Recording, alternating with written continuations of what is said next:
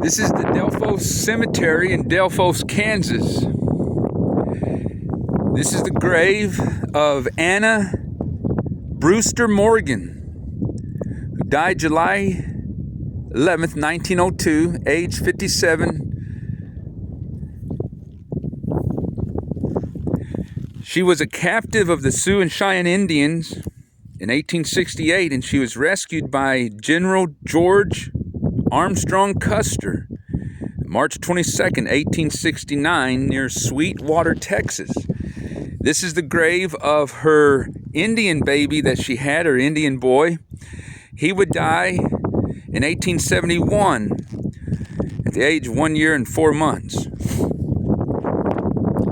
Anna Morgan was taken captive. Anna Brewster, she was 19 years old, and she was taken captive along with Sarah Catherine White in 1868. It would lead to the Washita massacre in present-day northern Oklahoma, where Chief Black Kettle would be killed by the 7th Cavalry. Anna Morgan, upon her return to her husband in this area of Delphos, Kansas, is where they settled. Upon her return, she would never recover from her experience of her captivity, and she would become a recluse and lose her mind.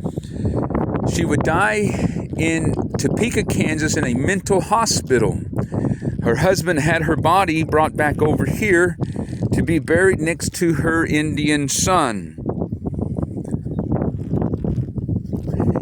Sarah White, she would grow to become a strong woman and become a influential leader in this area, and become a school teacher, one of the first school teachers in this part of Kansas. And Sarah would live to be 88 years old. And she's buried just north of here in another cemetery, just outside of Concordia, Kansas. And I'll go visit her gravesite. But this is the grave of Anna Brewster Morgan. She was captured when she was 19 years old, and Sarah was 17 years old. And her captivity would last for 7 or 8 months with the Sioux and Cheyenne.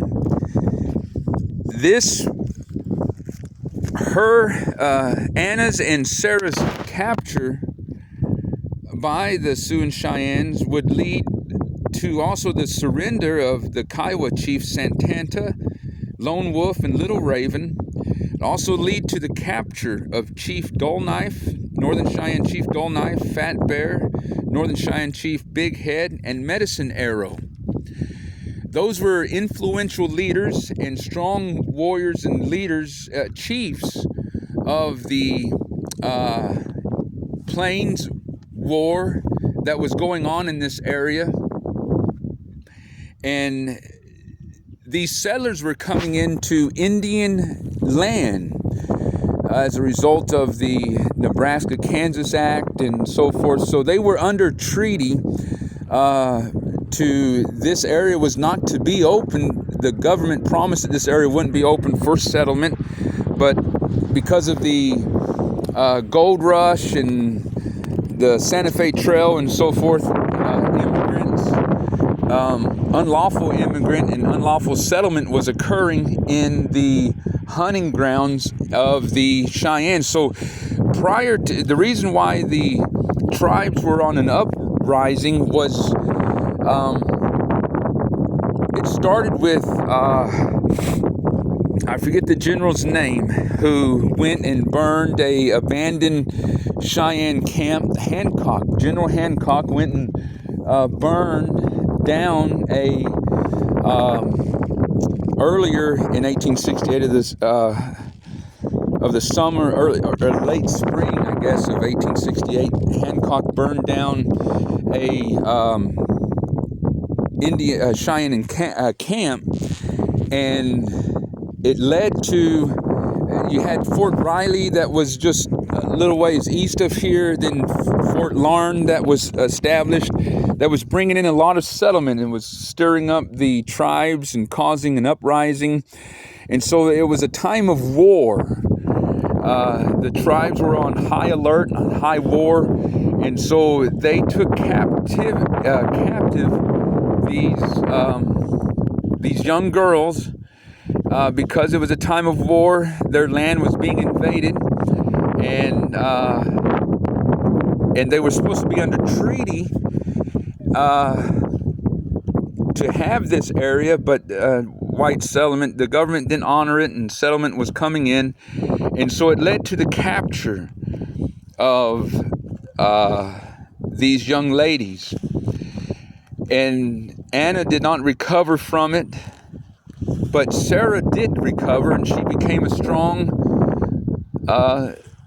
leader in this area. And she would live to be 88. Anna would only live to be 57. But this is Anna's grave and the grave of her Indian boy.